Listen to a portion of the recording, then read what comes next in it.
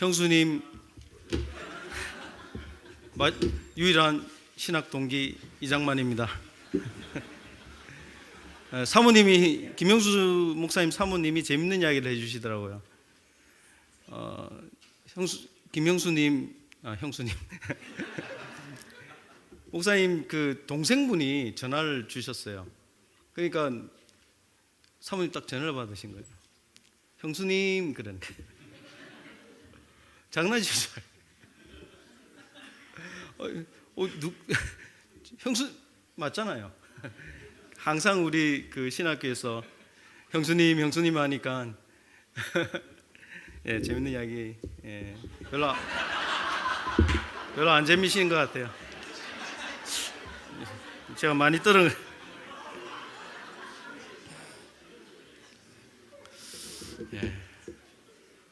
화이팅 많이 해주셨는데 네. 여전히 어렵네요 이 자리가. 저는 7년째 반송성서 침례교회에서 사역을 하고 있습니다. 제가 강의할 제목은요 정서와 영성입니다. 강의 준비하는 기간 동안 정서적으로 굉장히 불안했습니다.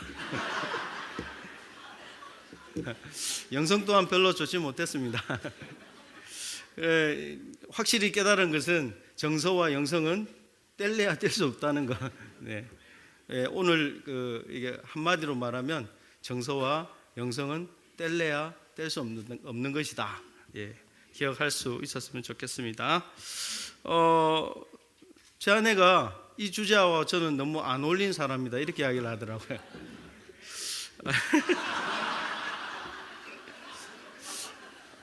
어떤 사람은 남보다 특별한 예민한 그런 사람이 있는가 하면 저는 굉장히 둔감한 사람입니다. 또 이번에 그 이성진 목사님하고 공통점을 하나 발견했는데요, 눈치가 없습니다.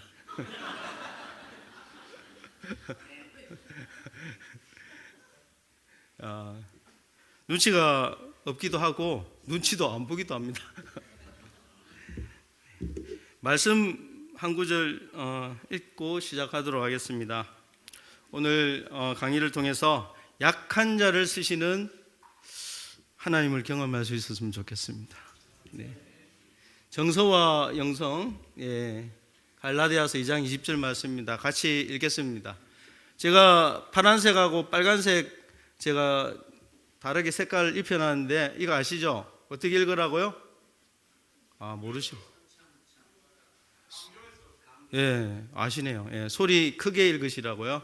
네, 같이 읽겠습니다. 시작. 내가 그리스도와 함께 십자가에 못 박혔나니 그런즉 이제는 내가 사는 것이 아니요 오직 내 안에 그리스도께서 사시는 것이라. 이제 내가 육체 가운데 사는 것은 나를 사랑하사 나를 위하여 자기 자신을 버리신 하나님의 아들을 믿는 믿음 안에서 사는 것이라. 아멘. 목사님, 사모님, 사역자님들, 그리스도와 함께 십자가에 못 박히셨습니까? 그래서 내가 사는 삶이 아니라 내 안에 그리스도께서 살고 계십니까?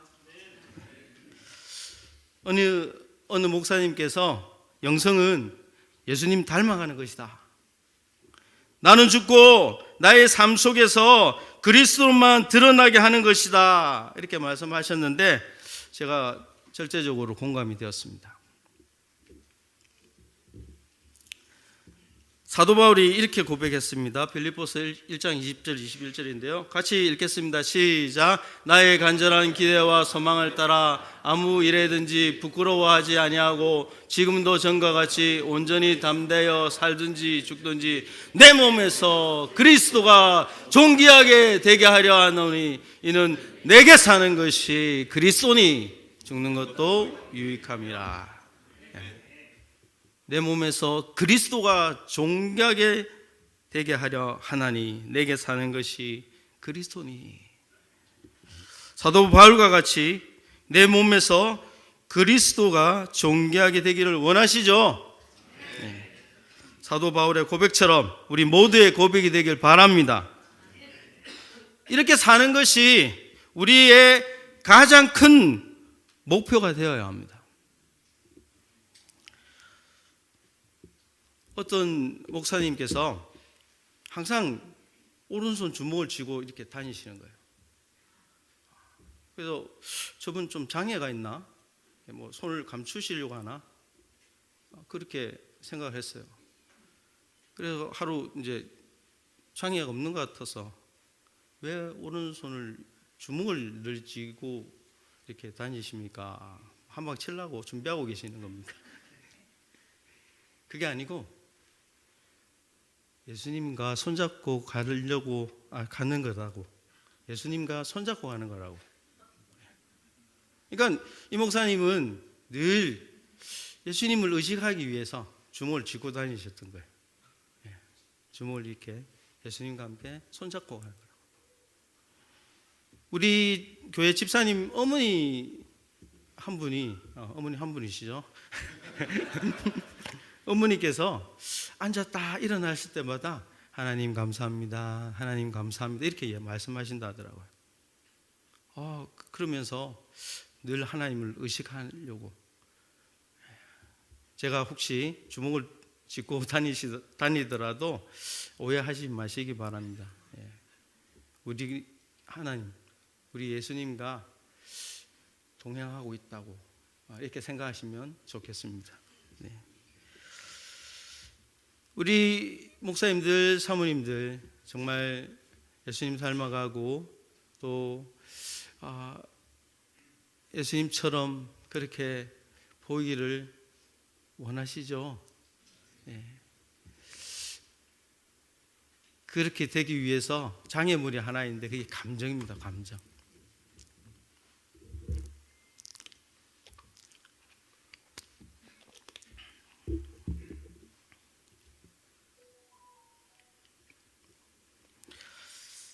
사전적 의미로 정서는 사람의 마음에 일어나는 여러 가지 감정 또는 감정을 불러일으키는 기분이나 분위기.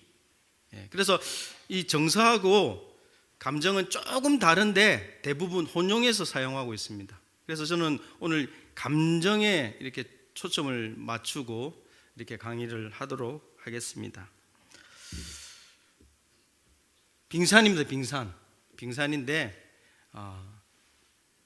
보이는 것은 1, 안 보이는 게 9라고 이야기를 합니다. 우리의 내면이 안 보이는 겁니다. 우리가 보이는 게 1인데 안 보이는 9를 무시하고 살아가고 있다고 생각되어집니다. 저도 그랬고, 저도 영혼의 어두운 밤을 보내고 나서야 이 세계가 어마어마한 세계였다라는 것을 실감하게 되었습니다. 여러분들도 이 강의가 끝나고 난 다음에 내면의 세계, 감정에 대해서 절대로 무시하지 않았으면 좋겠습니다. 제가 전에 한번 이 책을 소개해 드린 적이 있는데요. 당신이 옳다라는 정혜신 정신과 의사 선생님 30년간 정신과 의사 선생님이 쓴 책인데, 당신이 옳다, 여기에서 정혜신 선생님이 감정을 내 존재의 핵이다 이렇게 이야기를 합니다. 그래서 이 책 제목이 당신이 옳다인데요. 이번에 또 강의 준비하면서 다시 읽어봤는데 바꿔도 될 것 같아요. 감정이 옳다. 이렇게 이야기하면 아무도 이제 동의 안 하실 줄 알았습니다. 책을 읽어보시면 이해가 될 거예요. 감정이 옳다. 무슨 말이냐면 그렇게 감정을 드러내는 것이 이유가 있다. 그런 감정을 드러내는 것이 이유가 있다, 이런 말입니다. 그래서 이 책에서 가장 중심을 두는 단어가 공감입니다. 공감. 그 감정이 일단 인정받아야 된다, 그런 이야기를 하고 있습니다. 그래서 제가 말씀드리고 싶은 것은 감정이 우리한테 이 작가가 이야기하는 핵이다, 당신 자체다, 뭐 이렇게 이야기했듯이 굉장히 중요하다고 생각되어집니다. 우리 박윤성 교사님께서 챗봇 이야기를 하셨는데요. 우리 교회 집사님이 어느 날 그런 이야기를 하시더라고요.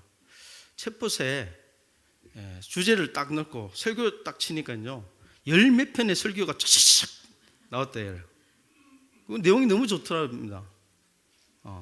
챗봇에 주제를 넣고 설교 이야기를 하니까 성경 구절 쫙 찾아가지고 주제에 맞는 성경 구절 찾아가지고 그래가지고 목사님들 이제 앞으로 이제 우리의 자리가 위협받지 않을까 걱정하지 마십시오.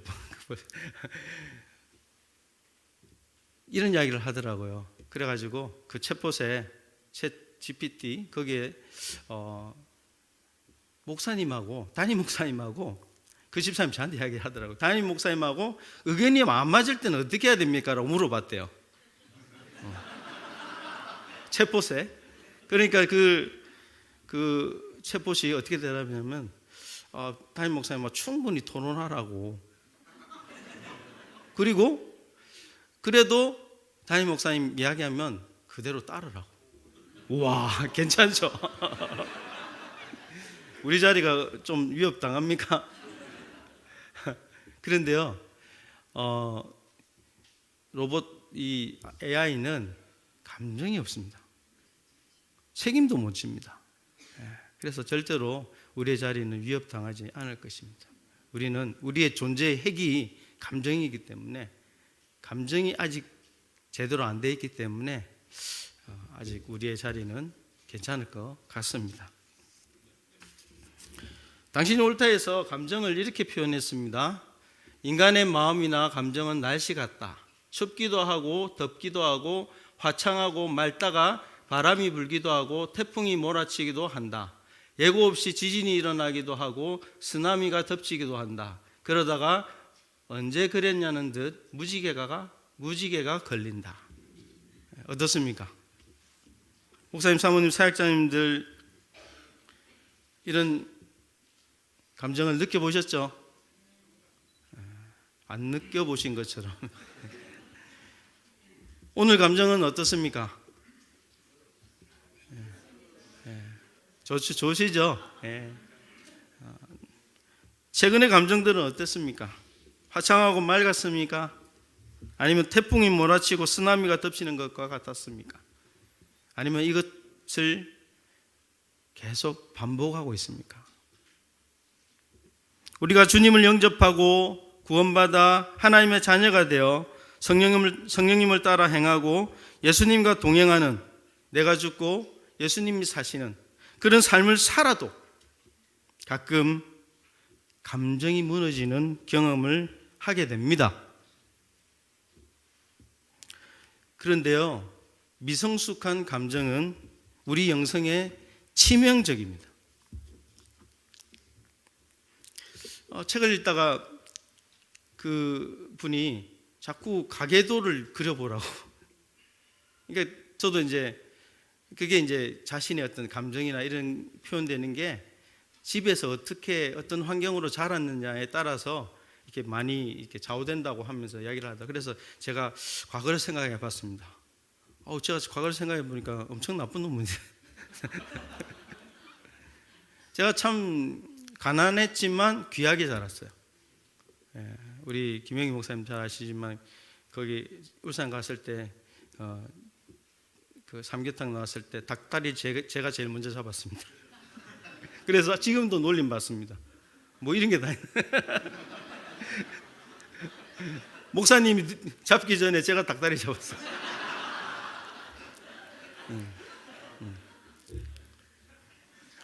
센터에서도 이제 우리 김상호 목사님하고 일할 때 이렇게 사실 나무도 패고 그런 일도 하고 노가다도 좀 하고 이러는데 엄청 시원찮은 거예요. 그래서 제가 목사님 보기보다 귀하게 자랐습니다. 진짜 또 보기보다 우리 김창호 목사님 도끼질을 진짜 하시더라고요. 이상신 목사님, 저는 도끼질을 하다가 진짜 발 나갈 뻔했습니다. 예, 불안해 하셔가지고 가져가시고 나무. 예. 제가 그래서 여러 가지 과거를 이렇게 생각해 보니까 귀하게 자라서 그런지 이제 독재자 같은 그런 게 좀 있었더라고요. 제가 인식하지 못했는데 이번에 이렇게 강의를 준비하면서 생각해 보니까 동생이 말 안 들으면 욱 하면서 그냥 때렸어요. 저희 동생이 저희 교회에 나옵니다. 한번 설교 때 제가 공개적으로 사과했습니다. 미안하다고. 군대에서도 제가요. 그러니까 제가 욱하는 게 많았습니다. 욱하면 이제 손이 나가고. 군대에서 어떤 일이 있었냐면 제가 이제 보초를 끝내고 깨우러 갔는데 얘가 저보다 밑에 애거든요. 안 일어나는 거예요. 그래서 제 목소리가 좀 컸나 봐요. 이 고참이 한 명이 일어나더만 막 욕하면서 딱 때리는 거예요. 저거 욱 하면서 바로 받아쳐버렸어요. 그래가지고 그날 다른 고참들한테 밤새도록 맞았습니다. 그래서 사실 제 왼쪽 귀가 잘 안 들리거든요. 그때 아마 나갔었거든요. 나갔다가 돌아왔는데 또 나갔습니다. 전도사 때도 그런 게 있더라고요. 저기 초등학교 가서 전도하는데 이놈이 엄청나게 까불더라고요. 그래가지고 화가 나가지고 이렇게 하는데 주변에 있는 애들 핸드폰 딱 바로 손 내네. 또 중학생하고도 한번 또 이게 애들이요 좀 잘해주면 엄청나게 이렇게 무시합니다. 그래서 이렇게 이제 목을 졸랐더만 장난치는 줄 알았는데 기절을 해버린 거예요. 예, 제 죽었으면 이제 이 자리에 없습니다. 기절을 하면서 그 모래 운동장이었는데 쓰러지면서 이렇게 찰과상 이렇게 갈린 거예요. 그래가지고 엄청나게 사과하면서 병원 데리고 다니고 며칠을 고생했습니다. 예, 우가면 안 됩니다. 목사가 되었고 그 다음에 반성교에서도 2번 우겠습니다. 한 집사님이 회의 들어가기 전에 목사님 오늘은 욱하면 안 됩니다. 이렇게 지금은 잘 다스리고 있습니다. 주먹 쥐고 이제 주먹 쥐고 제가 욱 잘하는 사람들 마음을 좀 압니다. 우리 한 집사님이 회의하다가 욱 하고 집에 가버리시는 거예요. 그래 우리 회의 끝나고 제가 바로 집에 가가지고 그분 이렇게 잘해가지고 다음 주일에 그분이 교회를 왔어요. 근데 성도님들이 깜짝 놀라요. 집사님 한 분이 그 집사님은 그렇게 해가지고 삐져가지고 가면 2달을 안 나온다는 거예요. 그런데 목사님이 뭘 어떻게 했길래 바로 나왔냐는 거죠. 욱하는 사람은 욱하는 심정을 잘 압니다.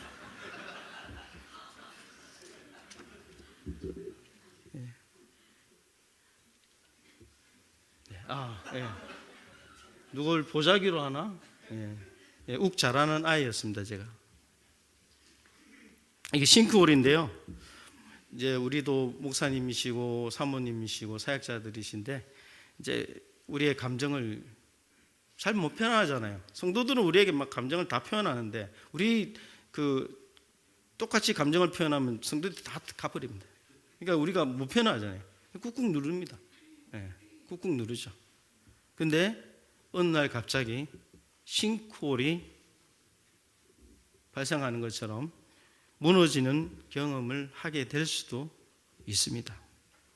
내면 세계의 질서와 영적 성장 고든 맥도날드 목사님이 30대 이 함몰 웅덩이 증상 이 이야기를 하면서 자기가 4시간 동안 아내의 품에 울었던 이야기를 합니다. 목사님들도 아마 목회하시다가 사모님도 마찬가지고요. 목회는 신학교 때 우리가 목회는 관계다 이렇게 교수님한테 들었습니다. 그러니까 진짜 관계죠. 그래서 감정 소모가 엄청나게 많습니다. 우리 목사님들, 사모님들. 그러다 보면 관계 속에서 상처를 입게 됩니다. 상처가 뭔지도 몰랐던 이성진 목사님도 상처를 받았고 받기만 했습니까? 주기도 했다고 이렇게 고백했습니다. 김준배 목사님, 인격이 좋은 김준배 목사님도 분인나 같은 사람을 만나가지고 이 불같이 올라오는 것을 느꼈다. 그러고 보면 목회에서 흔히 일어나는 것 같습니다. 지난번 이제 트리뷴지에 우리 박찬홍 사모님 글을 읽어보니까 진짜 저희 때보다 훨씬 더 힘들게 사역을 하셨던 것을 보게 되더라고요. 거기서도 역시 남편은 내 편이 아니고 남편이었더라고요. 어느 목사님께서 성도와의 관계가 너무 힘들다면서 이렇게 말씀하셨습니다. 성도는 양이 맞다. 사람이 아니다. 짐승이다. 제가 참 마음이 빵 터질 줄 몰랐습니다. 이게 제가 마음이 불편했어요. 그 이야기 들을 때. 근데 얼마나 상처를 받고 힘들었으면 저런 말을 하실까 그렇게 생각했습니다. 저도 저를 괴롭히는 사람이 없으면 좋겠는데 없지 않습니다. 그리고 웬만하면 다 그냥 넘어갑니다. 제가 감사한 거는 성격이 좀 그래서 묻어내서 좋은 것 같습니다. 작년 4월부터 우리 교회에 알코올 중독자가 한 분 오세요. 그래서 목사님 예배를 드리고자 한다고 그러길래 그럼 조용히 예배를 드리셔야 됩니다. 이렇게 저하고 약속하고 첫 예배를 드렸어요. 우리 집사님이 기도를 하시다가 뭔가 감정에 복받쳐서 울컥한 거예요. 그러니까 기도를 잊지 못한 거예요. 이분이 가만히 있으면 되는데 할 말 없으면 내려온나? 예배 중에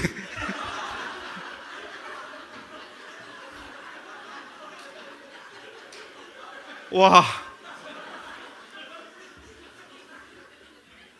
이분이 작년 4월부터 지금까지 제가 이제 계속 그러니까 술 안 드실 때는 말도 안 하고 정말 연락도 안 해요. 그런데 술 드시면 저를 찾아요. 지금까지 그렇게 하고 있어요. 그래서 이분의 장점은 술 드시고 오시면 교회를 깨끗하게 청소합니다. 예배도 안 늦고 지난번 특별 새벽기도 5일 동안 했는데 한 번도 안 빠지고 잘 나오고 계세요. 근데 술은 여전히 드시고 계세요. 저하고 좀 하면서 한 15일도 끊기도 하고 20일도 끊기도 하고 그랬는데 안 되더라고요. 그냥 사람은 잘 안 변하는 것 같아요. 그래도 예배는 나와요. 그래서 어쨌든 좀 변화되었으면 하는 마음으로 지금 계속 그러는데 이제는 우리 성도님들도 이해하고 그러니까 요즘은 그렇게 하진 않습니다. 제가 아주 혹독하게 이야기를 하거든요. 조용하셔야 됩니다. 그렇게 하면 요즘 말을 좀 들어요.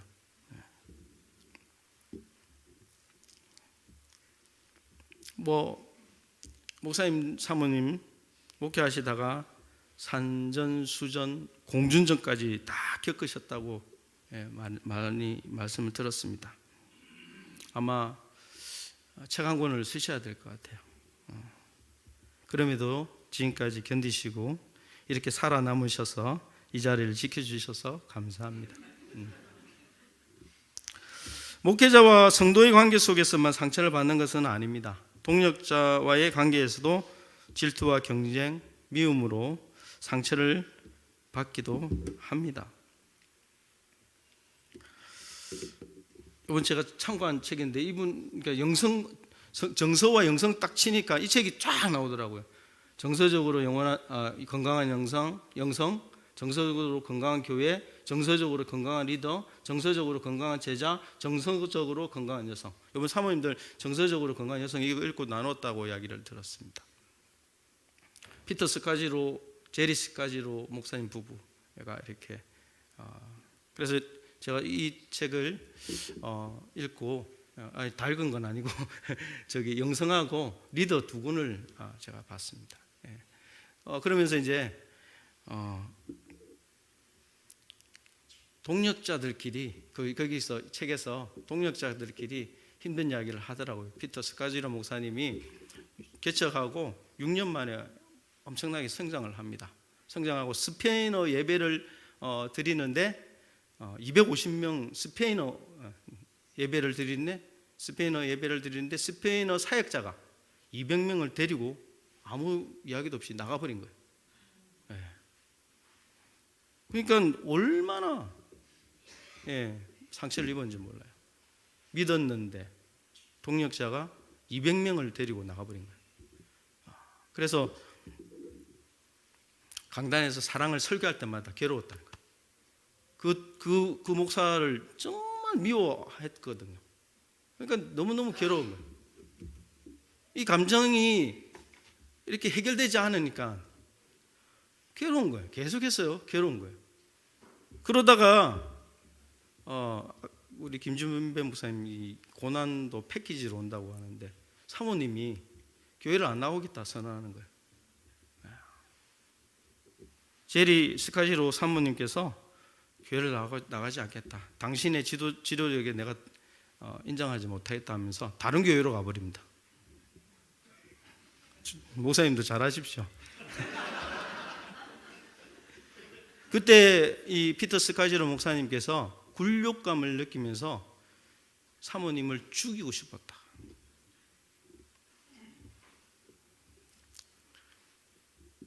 피터 스카지로 목사님의 마음에 싱크홀이 생긴 것입니다. 싱크홀은 우리가 밑에서 진짜 우리 안전하다고 생각하잖아요. 우리 내면 세계가 그냥 아무렇지 않다고 생각하잖아요. 그런데 언젠가 확 꺼지면 엄청난 사건이 되는 거죠. 다른 책들에서는 영혼의 어두운 밤이라고 이렇게 하고, 또 고드 맥도날드 목사님은 벽에 부딪힌 날 이렇게 이야기를 하더라고요. 그냥 우리 목사님들 다 영혼의 어두운 밤을 다 거치시고 계시고 앞으로 또 거치실 것 같아요. 벽에 부딪힌 날이 아마 계속해서 있을 거라 생각되어집니다. 성도들과의 관계, 또 동력자들과 관계, 여러분들 목사님들이라고 부부 관계는 어떻습니까? 저는 목회가 정말 즐거웠습니다. 힘들다고 하는 분들을 그냥 힘들다고 공감을 하는 척 했지만 공감이 안 되었습니다. 그러다 작년에 그 아내로 인해서 영혼의 어두운 밤을 지내게 됩니다. 웃을 일이 아닙니다. 아내는요, 수술을 7번이나 받은 사람이에요. 그때도 잘 견뎠어요. 남편으로서 잘 보살펴주지 못했지만 잘 견뎠습니다. 아들 백혈병 걸렸을 때 진짜 잘 견뎠습니다. 좀 강한 사람이에요. 근데 그런 아내가 내면 세계 보지 않던 곳에서 싱크홀이 발생하게 된 겁니다. 성도와의 사소한 문제였습니다. 사소한 문제였어요. 그리 큰 문제가 아니라고 생각했습니다. 그래서 저는 아내에게 아내의 편을 들어줘야 되는데 그러지 못했어요. 사모니까 네가 참으라고.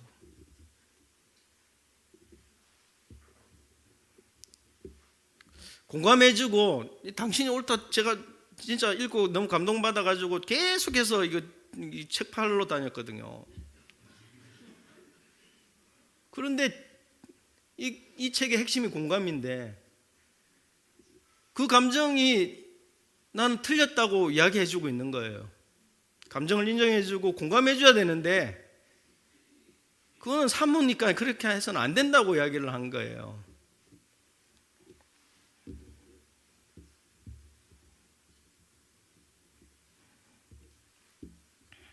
그때 아내가 울면서 이렇게 이야기를 하더라고요.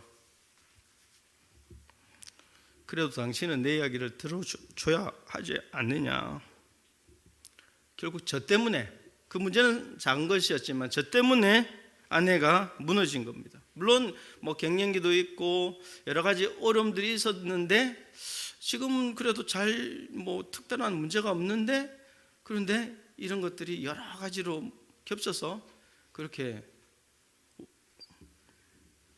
근데 정말 감정적 모습들이 정말 낯설고 정말 깜짝 놀랐습니다. 제가 어떻게 해야 될지 모르겠더라고요. 처음 당하는 그런 거였으니까요. 아내는 진짜 뭐 숨도 쉴 수 없을 정도였고, 그래서 마음이 아파서 그 주일 교회를 못 갔습니다. 제가 아니고 우리 아내가. 그 성도님들은 사모가 아픈 줄 알고 다들 이렇게 생각을 했습니다. 그때 처음으로 목회를 그만두면 좋겠다, 그만두고 싶다 이런 생각을 했습니다. 죄송합니다. 몇 년도 안 됐는데.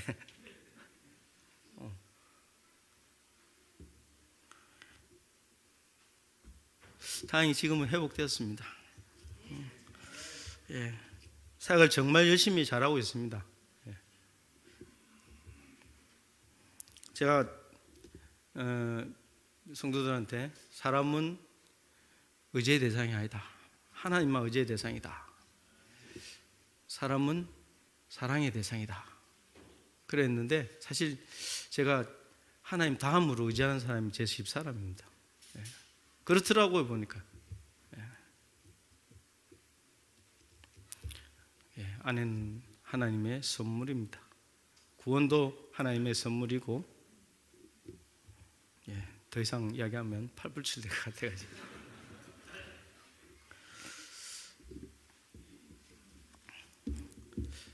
감정이 일어나면 억누르면 안 된다고 많은 책들에서 이야기를 합니다. 시편의 기자들도 자신의 감정을 있는 그대로 하나님 앞에 나와서 표현했습니다. 시편을 읽어보면 저주도 있고요, 엄청납니다. 감정을 표현해야 됩니다. 정서적으로 건강한 영성에 보면 정서적으로 건강하지 못한 영성의 10가지 징후가 나오는데, 두 번째가 뭐냐면 분노, 슬픔, 두려움의 감정은 즉시 억누른다. 이게 이제 건강하지 못한, 정서적으로 건강하지 못한 영성의 10가지 징후 중에 두 번째입니다. 목사니까, 사모니까 감정을 억누릅니다. 그래서 기쁘지 않은데 기쁜 척하게 됩니다. 슬픈데 안 그런 척합니다. 그것도 가식이고 그것도 외식입니다. 그래서 이제 저도 그러려고 합니다. 어떤 감정, 어떤 분노나 어떤 슬픔이나 어떤 이런 감정이 있을 때 왜 내가 이런 감정을 했지? 이 감정에 대한 인식을 하려고 합니다. 우리 목사님들도 어떤 그런 감정, 날씨와 같은 변덕이 심한 그 감정에 대해서 한번 내 감정이 왜 이렇지? 라고 생각해 보시고 인식하려고 해보시기 바랍니다. 진짜 괜찮은 것 같습니다. 다시 말씀드리지만 정서적으로 건강하지 못하면 영성은 치명적입니다. 자기 감정을 인식하시고 그대로 두지 말고 어떻게 풀까 자신만의 방법을 찾아보시기 바랍니다. 제 아내가 어떻게 회복했냐면요, 병원에 갔습니다. 너무 힘들어서 병원에 갔습니다. 상담을 받았는데 전혀 도움이 안 되는 거예요. 상담사가 화병이래요. 화병이래요. 그러니까 우리 집사람이 엄청나게 자존심이 상했다고 그렇게 이야기를 하더라고. 이거 가지고 내가 이렇게 무너졌나? 사모가 그리스도인이 죄책감과 부끄러움과 그래서 캠핑장에 갔습니다. 좋아하는 캠핑장으로 야영장에 텐트를 쳤습니다. 제가 월요일 날 그 야영장에 데리고 가가지고 텐트를 치고 그 다음에 제가 돌아오고 그 다음에 수요일 날 또 가가지고 저는 또 사역을 해야 되니까 수요일 날 가가지고 또 오후에 데리고 오고 이걸 한 2, 3주를 했던 것 같아요. 월요일 가서 수요일 날 우리 집 사람이 거기서 혼자서 뭐 했냐? 하나님 말씀 보고 기도하고 자기를 돌아본 거예요. 자기가 왜 이렇게 무너졌는가를 돌아보고 왔습니다. 조금씩 회복이 되더라고요. 그리고 이제 울출 모임에 가가지고 울출 모임이 뭐냐면 울산 성서 침례교회 출신들 모임이에요. 울출 모임에 가가지고 김유출 목사님 생각나네. 그래 울출 모임에 가서 이게 이 표정이 드러나잖아요. 사모님 바로 알아보잖아요. 그래서 자매님하고 막 알아보고 그래 또 나중에 우리 김영희 목사님 찾아가서 또 이런저런 이야기를 하다가 사모님이 참 위로의 말씀을 해주셨어요. 좀 그 관계가 안 좋은 그 성도하고 오히려 더 친해져라 그렇게 이야기하시더라고요. 지금 진짜 친해가지고요. 지금 아주 원래 그 자매도 굉장히 우리 교회 보석이에요. 지금도 어쨌든 아주 관계를 회복해가지고 아주 잘 지내고 있습니다. 동력자가 너무나 중요한 것 같습니다. 또 선배 목사님들 계시고 또 동료 목사님들도 계시고 이렇게 해서 도움을 받고 죄송하지만 필요할 때만 찾아가서 죄송하긴 한데 어쨌든 너무나 친교에 와서도 제가 이게 이제 그 다리를 좀 다쳤는데 돈 때문에 그놈의 돈 때문에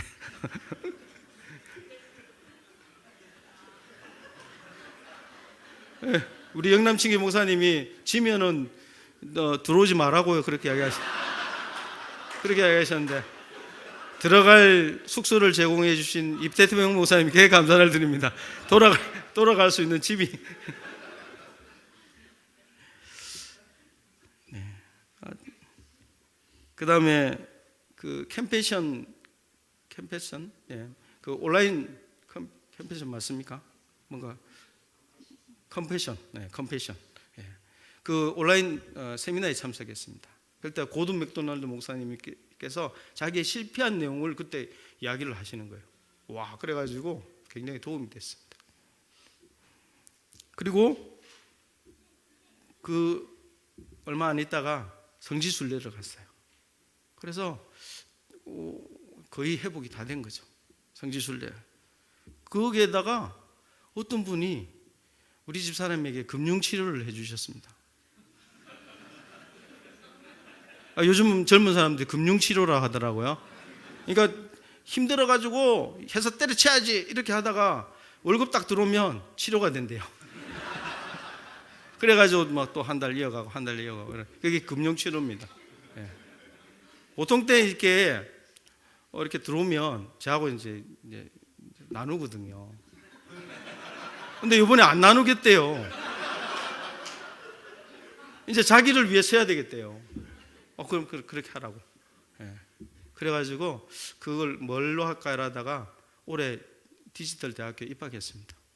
예. 상담 심리학과. 예. 제 집 사람은 수술도 너무 많이 했기 때문에 수술한 사람들에게 굉장히 위로를 줘요.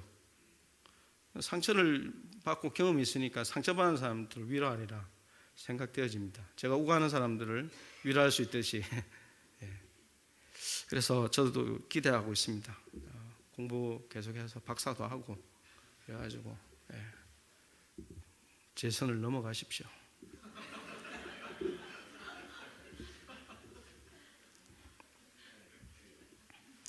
이번 강의를 준비하면서 여러 책과 경험을 통해서 깨달은 것은 감정을 표현하고 처리하는 것이 정말 중요하다는 것입니다.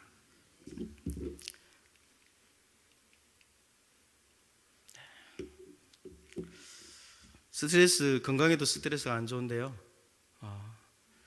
우리 정서적으로도 스트레스가 안 좋, 정서 때문에, 감정 때문에 스트레스 받죠.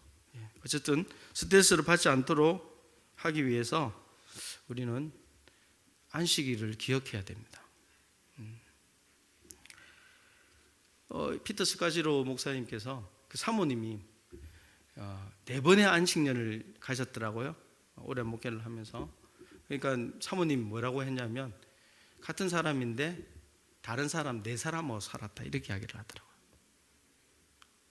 안식년 가지십시오. 사모님들 좋아하실 겁니다. 안 믿으시는 것 같아요. 아니면 잘, 주님 안에서 안식해야 됩니다. 하나님과 말씀과 기도로 안식해야 됩니다. 도끼날을, 영적인 도끼날을 갈아야 됩니다. 네, 시간이 다 됐으면 이렇게, 이거 아까 김도무 목사님 이렇게 한다면서요. 시간 좀 남았습니까? 어떻습니까? 괜찮아요. 하나님 6일 일하셨습니다. 그리고 하루 안식하셨습니다. 우리도 하루 일하고 6일 안식하면 안 되겠지만, 우리도 안식 하루는 해야 됩니다. 하나님이 그렇게 하셨습니다.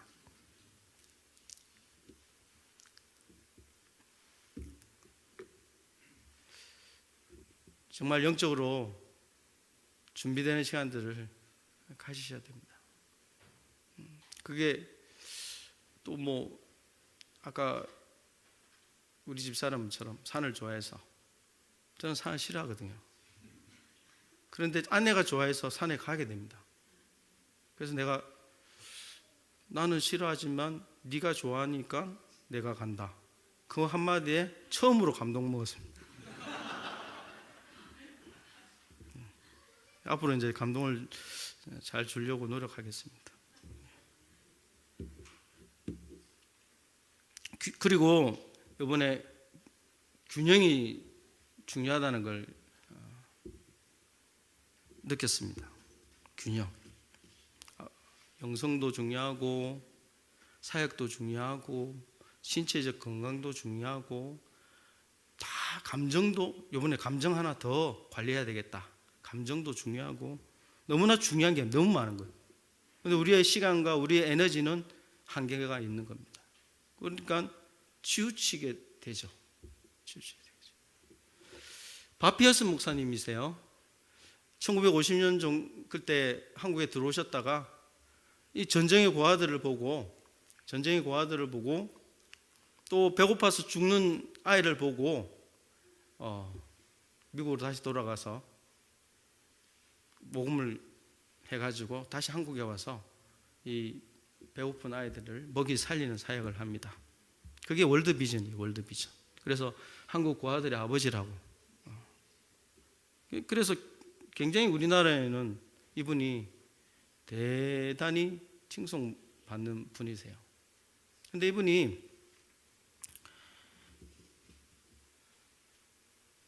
사역에만, 일에만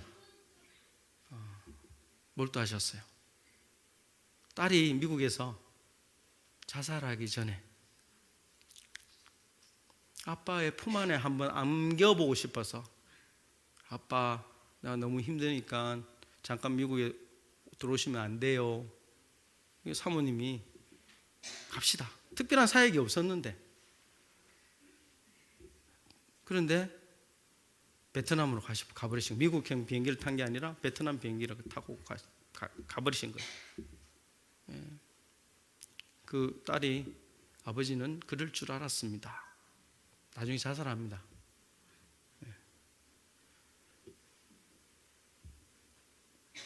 아내가 이렇게 이야기를 해요. 나는 또 다른 빈곤을 느끼고 있었습니다. 이 목사님이 64세인가 돌아가시는데 월드비전 이사들한테 면직을 당합니다. 이분의 전기를 쓰신 분이 뭐라고 평가하냐면, 이분 되게 합리적이신 분이었다. 그런데 시간이 지나면 지날수록 감정적이었다.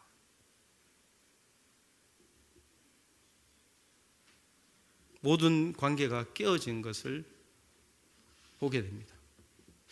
참 너무나 안타깝습니다. 정말 귀한 사역을 하신 분인데 그분의 가족들은 다 떠나가고 그분과 함께 했던 동료도 다 떠나갔습니다. 균형이 중요하더라고요. 사역과 가정 다 중요합니다.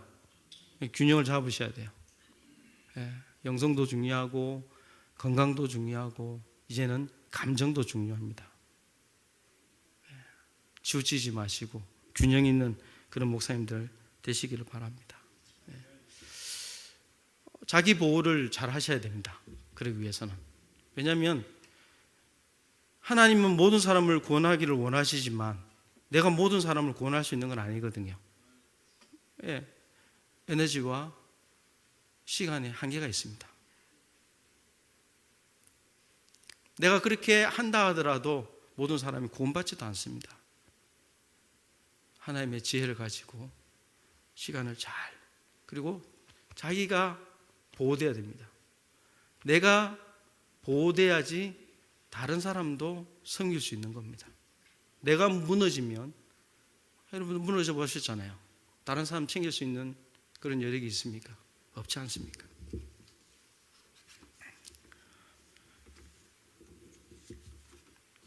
마지막입니다.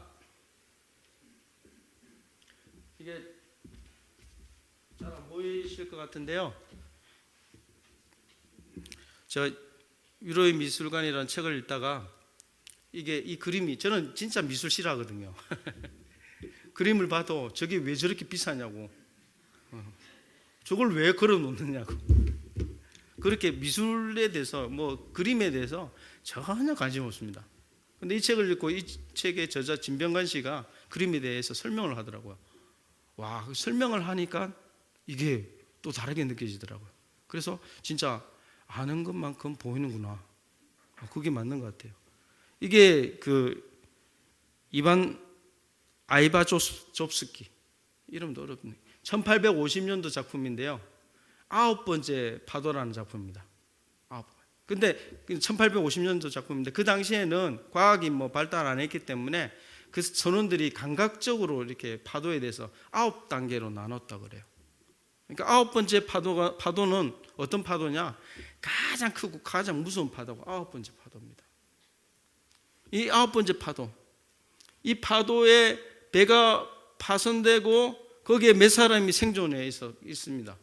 왼쪽에 그림을 보면 하단에, 그리고 구름 뒤에는 태양이 이제 떠오르면서 구름 속에 태양이, 감사합니다, 가려져 있어요. 가려져 있어요. 9번째 파도가 일어나는데 저기 한 사람이 빨간 천을 흔들고 있어요. 열심히 흔들고 소리치고 있을 것 같아요. 9번째 파도. 지난밤에 이 파도를 위해서 배가 다 부셨었어요. 그 동료들은 아마 다 죽고 몇 사람만 남았어요. 그럼에도 불구하고 저 캠퍼스 너머에 누군가가 구원해 줄 것 같은 그런 마음으로 열심히 천을 흔들고 있습니다. 저 이 그림 보고 되게, 와, 이 그림 좀 사고 싶다. 그래서 인터넷 뒤져보니까 제가 평생 살 수 없는, 벌어도 모아도 살 수 없는 그런 돈이었습니다. 목사님들, 사모님들, 우리 인생의 파도들이 어떤 거는 첫 번째 파도, 어떤 파도는 두 번째 파도, 어떤 파도는 9번째 같은 파도를 맞으셨을 거예요. 그런데 혹시 그게 제 착각일 수 있어요. 세 번째 파도밖에 안 되는데 9번째라고 생각할 수도 있어요. 아직 9번째 파도가 안 올 수도 있습니다. 어쨌든 그 파도 올 때 저기 한 사람, 우리를 구원해 주실 하나님 계시잖아요. 저 캠퍼스 너머에. 상황은 도저히 그럴 수 없는데 우리에겐 하나님 계시잖아요. 예. 그래서 한 걸음 한 걸음 끝까지 견디고 믿음 잃지 않고 이 길을 가실 수 있게 되길 바랍니다. 기도하시겠습니다. 하나님 아버지 감사합니다. 우리의 삶 속에서 얼마나 많은 시련과 고난 속에서 하나님을 때로는 원망하고 불평하고 또 사역을 가는 것이 때로는 포기하고 싶고 그만두고 싶고 그럴 때가 참 많았습니다. 그럼에도 불구하고 하나님께서 우리를 부르셨고 우리에게 또 귀한 영혼을 구원하는 귀한 일들을 맡기셨으니 또 양들을 맡기셨으니 끝까지 포기하지 않고 어떤 상황 속에서도 하나님 바라보며 하나님 신뢰하며 그렇게 두벅두벅 걸어가는 우리 믿음의 모든 목사님들, 사모님들, 사역자들 되게 도와주십시오. 감사하며 날 구원하신 예수님의 이름으로 기도드렸습니다. 아멘.